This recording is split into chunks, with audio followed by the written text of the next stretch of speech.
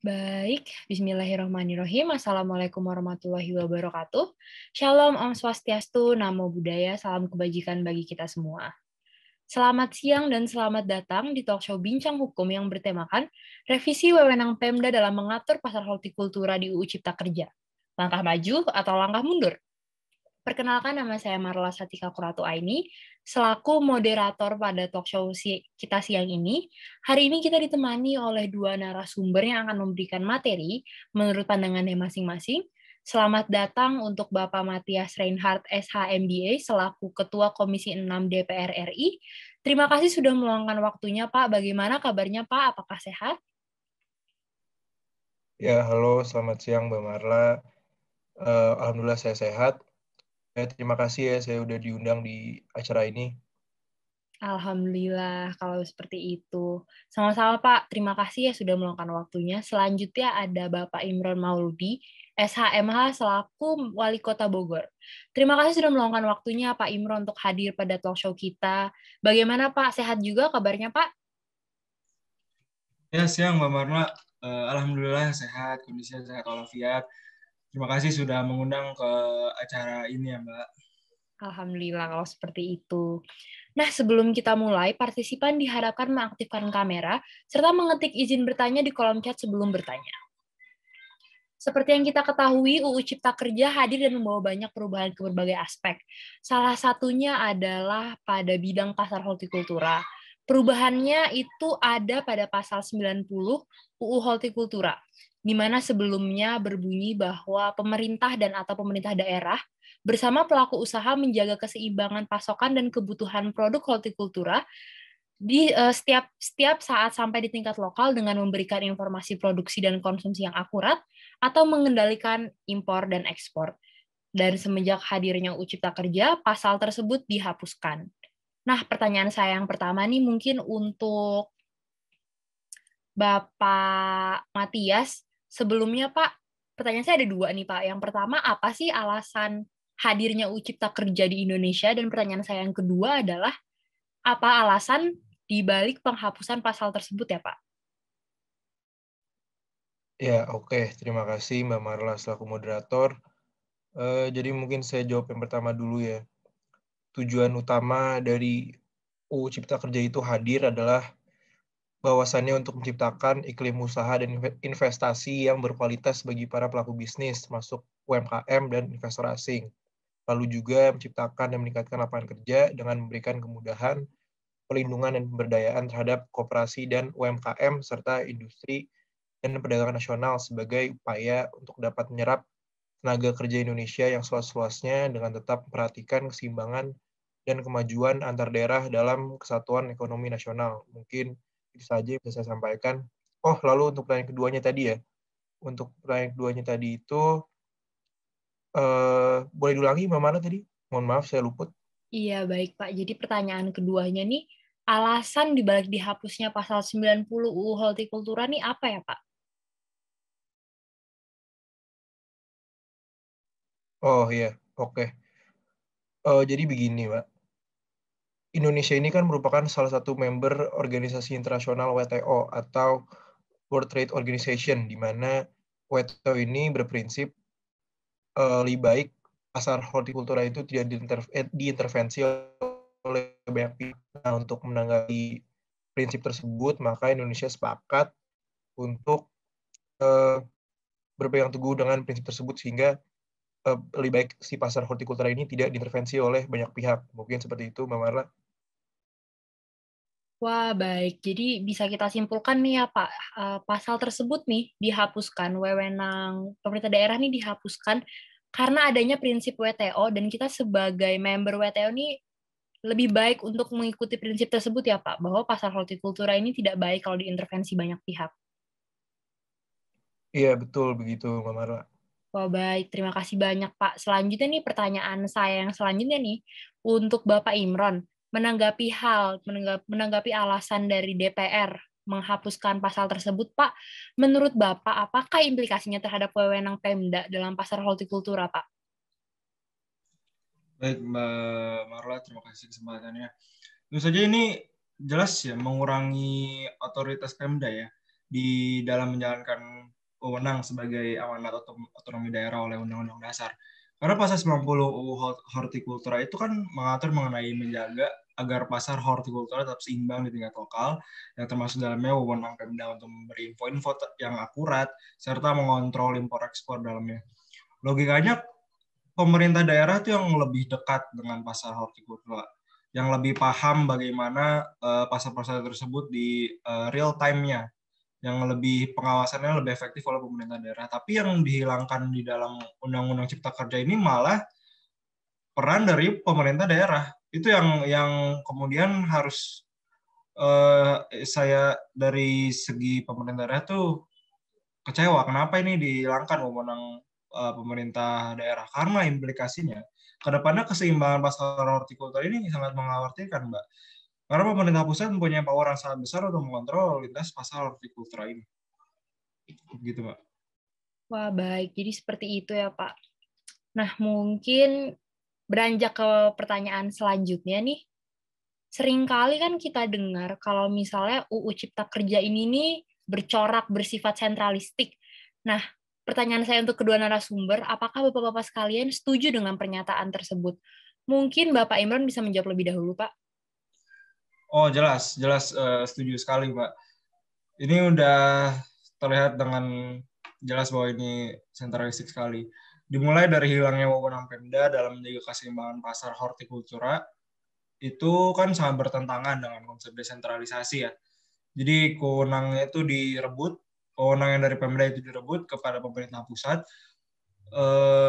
Itu satu, Mbak, contohnya. Selain itu ada aspek selain pasar hortikultura itu pengawasan tentang pesisir dan pulau-pulau kecil itu diambil juga. Jadi sebelum Undang-Undang Cipta Kerja, saya cerita sedikit.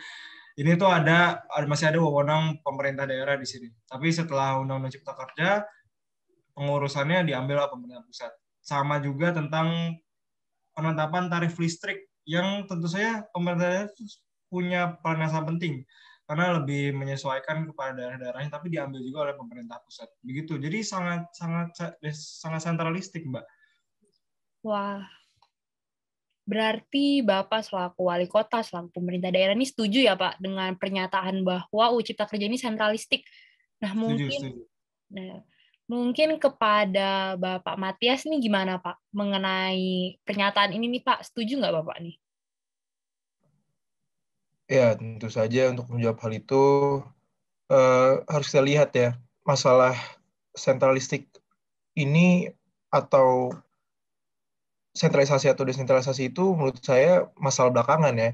Karena yang ditamakan itu adalah bagaimana nih proses perkembangannya, faktanya seperti apa di lapangan. Karena UU Cipta Kerja ini kan juga merupakan undang-undang yang baru lahir ya ibaratnya. Makanya itu saya merasa bahwa perlu kajian lebih lanjut mengenai dampak langsung yang dirasakan akibat undang-undang ini. Jadi mungkin bagi saya sentralisasi atau desentralisasi itu bukan berarti positif atau negatif, namun perlu dilihat lagi bagaimana implementasinya dalam kelangsungan di lapangan. Mungkin itu dari saya. Wah, baik. Terima kasih atas jawabannya, Bapak-Bapak komprehensif sekali ya dalam menjelaskan sentralistik dan desentralisasi ini. Mungkin kalau misalnya Bapak Imran berpendapat ini sentralistik, sementara dari Bapak Matias berpendapat kalau misalnya sentralistik itu urusan belakangan ya. Sentralistik, desentralisasi itu urusan belakangan. Yang terpenting kita lihat dulu nih progresnya seperti apa ya Pak ya. Nah, selanjutnya, wah sudah ada partisipan kita yang sangat antusias nih untuk bertanya. Dipersilahkan kepada Bapak Bejo untuk di-unmute dan disampaikan pertanyaannya ditunjukkan untuk ke narasumber yang mana, Pak? Baik, sebelumnya terima kasih ya Mbak Marla. Perkenalkan, saya Bejo. Saya jualan ikan di Pasar Hortikultura Cilacap. Tadi kan sudah diberikan materi ya oleh Bapak Matias dan Bapak Imran mengenai UU Cipta Kerja ini. Dan yang saya tangkap nih, terdapat perubahan yang cukup signifikan dari pasal 90 ini. Yang ingin saya tanyakan kepada kedua narasumber di sini, menurut Bapak-Bapak, langkah ini merupakan langkah maju atau langkah mundur ya Pak? Terutama pada salah satunya kepada saya sebagai pedagang ini Pak dan pedagang-pedagang lainnya. Terima kasih. Baik, terima kasih banyak Pak Bejo atas pertanyaannya. Mungkin kalau boleh saya rangkum ya Pak, pertanyaannya ini sesuai dengan tema kita pada siang hari ini. Revisi pasal 90 UU Hortikultura ini apakah sebuah langkah maju atau malah langkah kemunduran nih? Bagaimana nih untuk menurut Bapak-Bapak sekalian? Mungkin kepada Bapak Matias boleh menjawab terlebih dahulu Pak. Ya, baik. Terima kasih. Sebelumnya pertanyaannya Pak Bejo dari Cilacap. Mungkin begini. Menurut saya jelas langkah maju, karena di sini menunjukkan komitmen kita yang kuat sebagai member WTO. Karena dengan posisi kita yang sudah kuat dan sudah tegas, dan juga mendukung bargaining position kita dalam WTO sebagai anggotanya, yang dimana jelas ini akan mendukung perdagangan internasional kita untuk yang lebih baik di masa depan. Mungkin itu saja jawaban dari saya. Nah, selanjutnya kalau menurut Bapak Imron bagaimana Pak? Langkah maju kah atau langkah mundur nih kebijakan DPR ini nih, mengeluarkan UU Cipta Kerja? Ini udah jelas-jelas ini kemunduran ya. Semakin dikasih wewenang Pemda, semakin menunjukkan kalau misalnya negara ini lama-lama mengarah ke sentralisasi. Seperti pemerintah pusat ini seperti ingin menang sendiri. Boleh bahwa kalau misalnya bahwasanya tadi kata Pak Wakil itu kita harus mengikuti apa yang prinsip WTO mendukung bargaining power. Tapi kita lihat dulu kebutuhan pasar ya Pak. Kenapa yang Pemda sebagai pengawas yang lebih efektif, yang lebih dekat dengan pasar dihapuskan? Ini kan sudah tidak efektif gitu, sangat mengganggu keseimbangan pasar begitu Pak. Apa alasannya Pak? Boleh Pak Matias dijawab nih pertanyaan dari Pak Imron. Oh ya, begini. Ya, oke.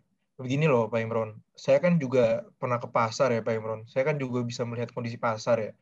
Jadi memang bisa dilihat bahwa kalau memang kebijakan yang kami buat ini tidak semata-mata untuk kepentingan negara sendiri dengan tidak memperhatikan para pedagang itu sendiri di lapangan. Jadi memang keseimbangan pasar yang kami buat ini justru agar sekiranya bisa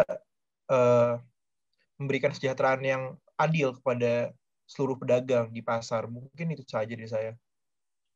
Gini Pak. Tadi Bapak berpendapat pernah Bapak ke pasar. Sekarang pemerintah pusat bagaimana caranya untuk mengawasi wilayah Indonesia gitu, pasar wilayah Indonesia dari Sabang sampai Merauke. Gimana caranya pemerintah pusat sebagai satu-satunya pihak yang bisa mengatur keseimbangannya dalam pengaplikasian pengawasannya gitu. Ini sangat-sangat tidak efektif dan sangat-sangat rawan akan luputnya dari pengawasan gitu. Bahwa pasar-pasar di daerah sudah berikan kepada kami wewenangnya pemerintah daerah dalam mengatur keseimbangan pasar. Sudah menurut saya sangat tidak tepat gitu Pak untuk menghapus pasal 90.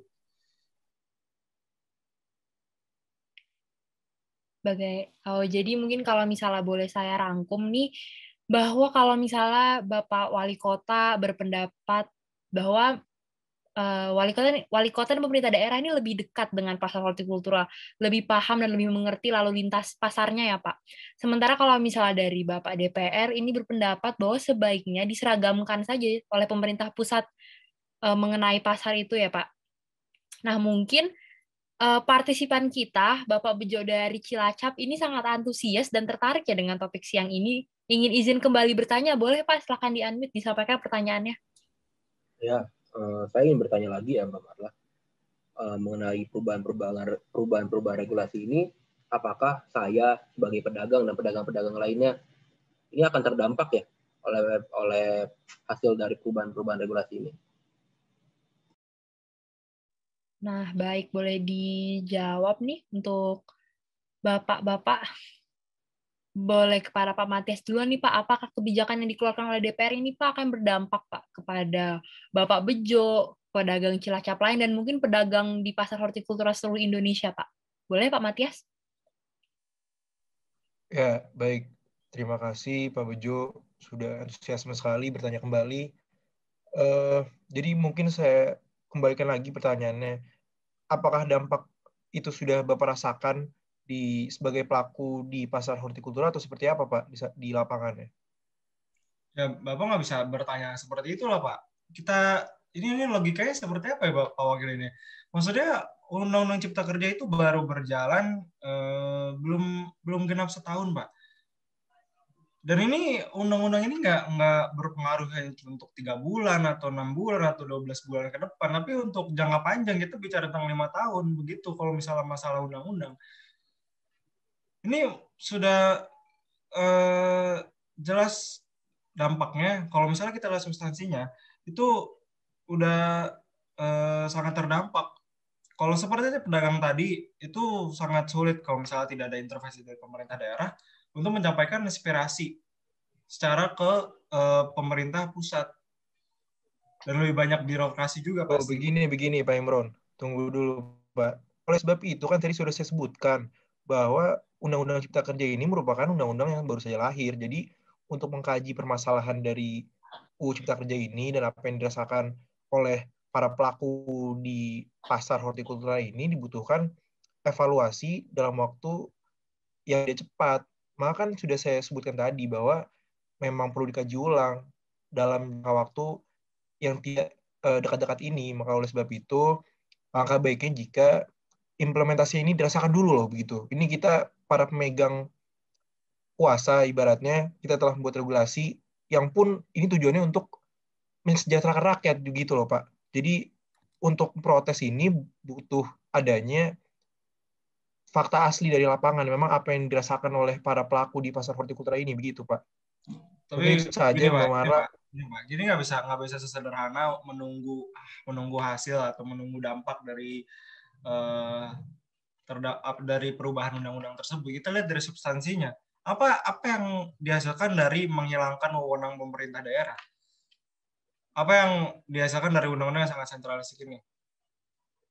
Ini kita bicara tentang keseimbangan pasar yang terdampak, Pak. Sudah saya jelaskan tadi. Maka dari itu kan belum ada aslinya kan Pak. Sekarang saya tanya kembali. Memang apa coba dampak negatif yang dirasakan dari UU ini? Ya belum ada. Tapi kita lihat substansinya. Kita berhipotesis, Pak. Kita berhipotesis apa yang sekiranya bakal muncul dari perubahan pasal ini. Baik, Oh, begini loh Pak. Kalau misalnya Bapak ini kita jangan berandai-andai Pak. dari... Tunggu dulu Mbak Moderator. Mungkin perlu penjelasan lebih lanjut lagi nih Pak Wali Kota. Kita ini membuat regulasi bagaimana harus sesuai dengan posisi kita di organisasi internasional. Yang memang posisi kita ini juga untuk mendukung keberlanjutan dari pasar persaingan bebas ini di internasional. Jadi begitu Ini Pak. Jangan melihat Pak Wakil. seandai-andainya saja Pak. Karena saya Kesalahan tanya Bapak ahli logika, hukum ya? bukan Pak? Bapak Saya ahli hukum bukan ahli Pak? hukum, Pak. Saya gelar SMH, Baik, Pak. Bapak. Kebetulan Bapak berdua ini kan sama-sama sarjana hukum ya, Pak. Ilmunya saya yakin sama Iya, Pak. kuatnya, Jadi sama hebatnya. Mungkin wajar, Pak, ada perbedaan pendapat ya, Pak ya. Mungkin kalau boleh saya rangkum, menurut Bapak Imron bahwa UU Cipta Kerja ini kan berjangka panjang. Implikasinya akan ke depannya ya, Pak. Seperti itu ya, Pak ya.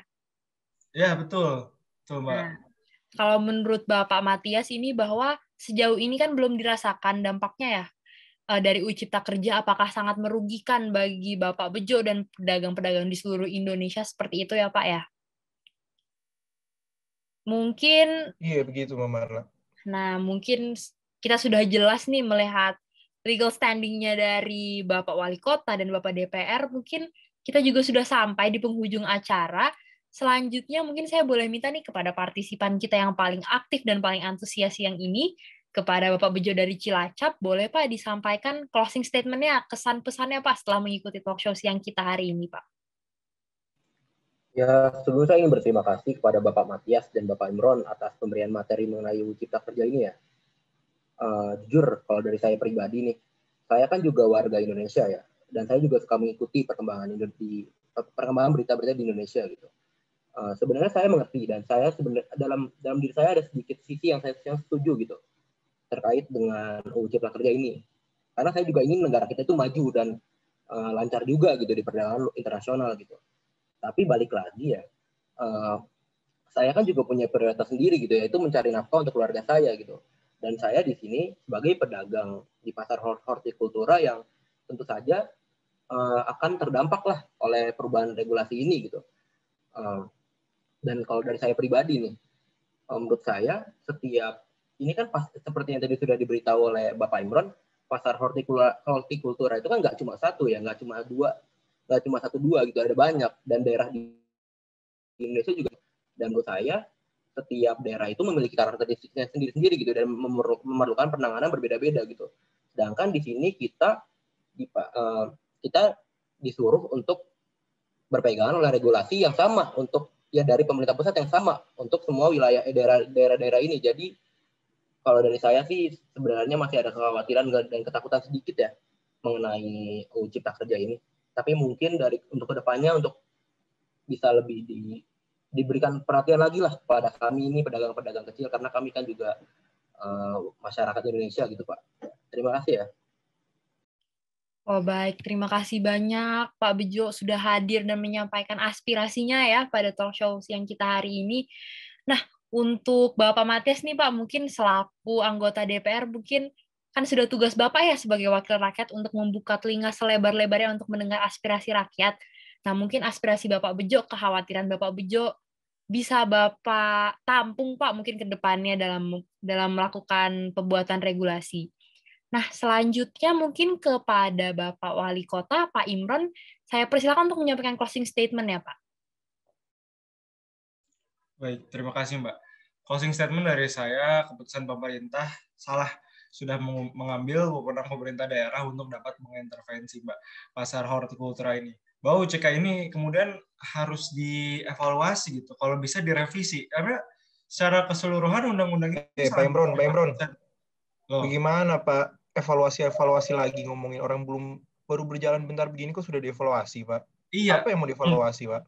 Tadi seperti saya bilang, wali kota Pak yang dievaluasi. Seperti saya bilang evaluasi itu harus lihat dulu substansinya ini udah salah apa belum. Ini saya lihat dari segi pemerintah daerah udah sangat salah ini. Ini udah tepat kalau misalnya ada evaluasi. Ini saya ngasih saran dalam bentuk saya sebagai yang harusnya terjun langsung, yang harusnya pengurus langsung dari pasar ini merasa wewenangnya diambil gitu Pak. Gini ya, secara Pak Moderator ini di-mute saja lah Pak Moderator. Ini sudah tidak relevan ini pendapatnya di tadi. Oh, nggak bisa dong. Oh, mute-mute aja deh. Jangan samakan cara main di DPR di talk show ini dong. Jangan samakan dong. Loh, Bapak jangan sama-samakan rekan saya seperti itu dong, Pak. Nggak boleh itu kalau kayak gitu. Baik, Bapak-Bapak sekalian. Tenang dulu ya Bapak-Bapak ya. Mungkin kan ini ada waktunya masing-masing nih. Saya mengerti nih sama-sama antusias untuk menyampaikan pendapatnya, tapi ada waktunya masing-masing. Mungkin sekarang Pak Imron diselesaikan dulu. Selanjutnya Pak Matias juga mendapatkan waktu yang sama untuk menyampaikan pendapatnya. Iya, Pak. Tolonglah hargain ya Pak. Jadi yang maksud saya itu tadi, kalau bisa direvisi karena secara keseluruhan undang-undang ini sangat bersifat sentralistik. Ini seperti membelenggu pemerintah daerah kalau ini. Kenapa sih harus pemerintah pusat mengikuti WTO? Bukan kita melarang jadi mengikuti WTO untuk lebih baik ya, tapi lihat dulu apa kebutuhan lokal, bagaimana pahamin dulu bagaimana mekanisme pasar lokal. Ketika itu udah tercapai, baru kita ikut pergaulan luar gitu Pak. Gitu, sekian dari saya Mbak. Baik, terima kasih atas closing statement ya Pak Imron ya, cukup komprehensif mengenai pendapat Bapak. Selanjutnya kepada Pak Matias nih Pak, kami persilahkan sekarang sampaikan Pak. Ya, baik. Terima kasih Mbak Marla kesempatannya. Walaupun closing statement tadi terkesan bertele-tele ya Mbak, ya mungkin saya jelaskan saja.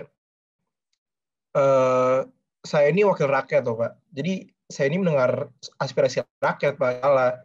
Tidak semena-mena saya membuat kebijakan untuk keenakan dari kami-kami ini yang ada di kursi DPR Pak. Jadi begini, memang UU Cipta Kerja ini menghapus 4 undang-undang di sektor pangan. Salah satunya itu tentang hortikultura. Nah, keputusan ini merupakan jawaban atas putusan dari WTO akibat kekalahan Indonesia dari gugatan 3 negara, Amerika Serikat, Selandia Baru, dan Brazil terkait kebijakan impor pangan. Nah, ketiga negara tersebut menganggap bahwa dengan UU kita yang ada ini menghambat produk ekspor mereka ke Indonesia. Oleh sebab itu, kami juga melonggarkan kebijakan impor pangan ini, sebagai kita sebagai anggota WTO juga berpegang dengan prinsip WTO itu sendiri. Jadi mungkin yang bisa saya bilang bahwa Omnibus Law ini mengadopsi rezim pasar bebas, baik itu ketetapan yang telah dibuat oleh WTO maupun dalam perjanjian perdagangan bebas. Nah, oleh sebab itu, sebaiknya liberalisasi pangan di Indonesia ini dibuka seluas-luasnya dan diserahkan sepenuhnya pada mekanisme pasar. Jadi mungkin saya sebutkan lagi ya, Pak. Kalau perlu dilihat di sini, DPR ini sebagai wakil rakyat hadir sebagai solusi dan suara dari rakyat dengan tujuan untuk mesejahterakan rakyat, dan perlu dilihat lagi bahwasannya dampak dari kebijakan ini perlu dilihat jangka waktu panjangnya seperti apa. Mungkin itu saja Mbak dari saya. Mohon maaf jika saya berpanjang lebar. Sekian dari DPR. Terima kasih. Baik, setelah sampai kita di penghujung acara, saya ucapkan terima kasih yang sebesar-besarnya kepada Bapak Imron Mauludi dan kepada Bapak Mathias Reinhardt sudah bersedia hadir dan memberikan materinya mengenai wawasan hukum masing-masing ini. Kebetulan dua-duanya adalah sarjana hukum ya.